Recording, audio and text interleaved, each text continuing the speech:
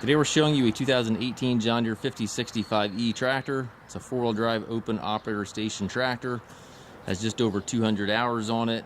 Tractor is rated at 67 horsepower. Has a 3-cylinder John Deere diesel engine with a turbo.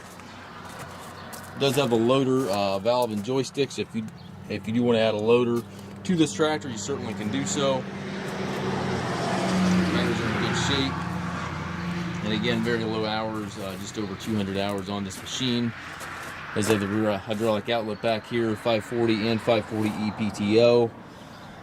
Drawbar is here. It's got the extendable 3-point arms with the stabilizer bars on both sides. It's a very nice utility sized tractor.